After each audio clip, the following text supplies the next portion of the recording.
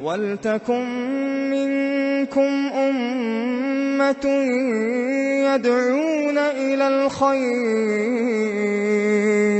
يَدْعُونَ إِلَى الْخَيْرِ وَيَأْمُرُونَ بِالْمَعْرُوفِ وَيَنْهَوْنَ عَنِ الْمُنكَرِ ۚ وَأُولَٰئِكَ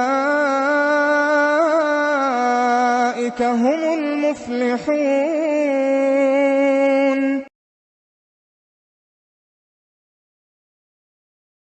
بسم الله الرحمن الرحيم.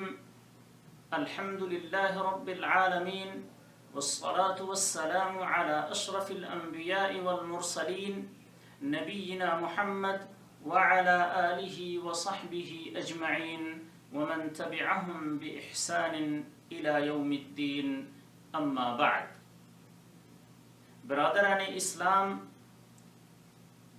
دو حدیثیں آپ کے سامنے ایسی پیش کریں گے جو آپ کو اور خاصتاً قرآن کریم کے حافظ کو اس بات کی ترغیب دلاتی ہیں کہ اگر قرآن میں سے کچھ یا پورا قرآن یاد ہے، اللہ نے اس کو توفیق دی ہے، تو اس کی محافظت کرے، اس کی دیکھ بھال کرے اور اس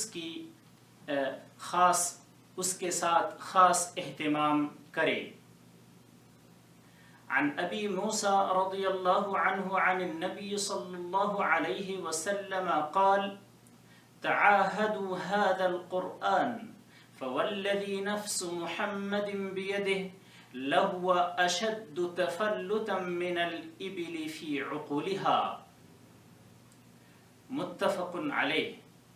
ابو موسیٰ رضی اللہ تعالی عنہ سے روایت ہے، نبی صلی اللہ علیہ وسلم نے ارشاد فرمایا، اس قرآن کی حفاظت یعنی دیکھ بھال کرو، قسم ہے اس ذات کی جس کے ہاتھ میں محمد صلی اللہ علیہ وسلم کی جان ہے، یہ قرآن سینوں سے نکل جانے میں اس اونٹ سے زیادہ تیز ہے جو رسی میں بندھا ہوا ہو اور اسے کھول کر بھاگ نکلنے والا ہو۔ بخاری و مسلم۔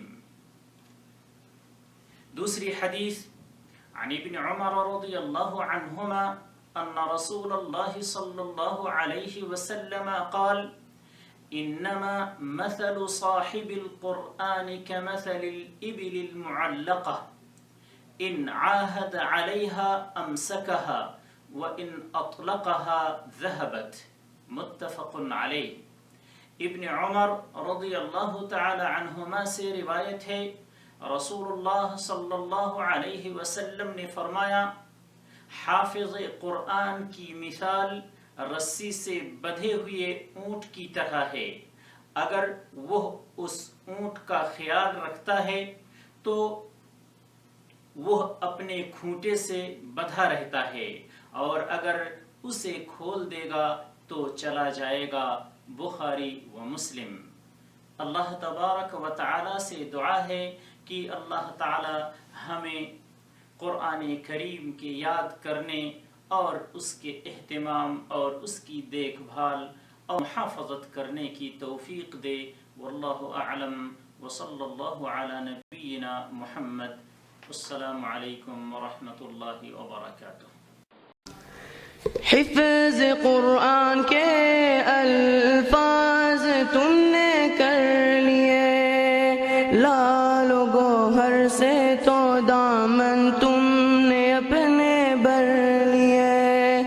حفظ قرآن کے الفاظ تم نے کر لیے، لال و گوہر سے تو دامن تم نے اپنے بھر لیے۔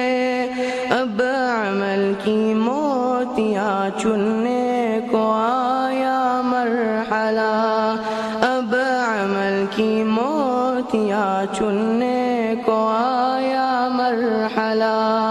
حفظ قرآن کے لیے اللہ نے تم کو چنا۔ شکریہ اے حافظ حافظ ہو اس کا رہو کرتے ادا حفظ قرآن کے لیے اللہ نے تم کو چنا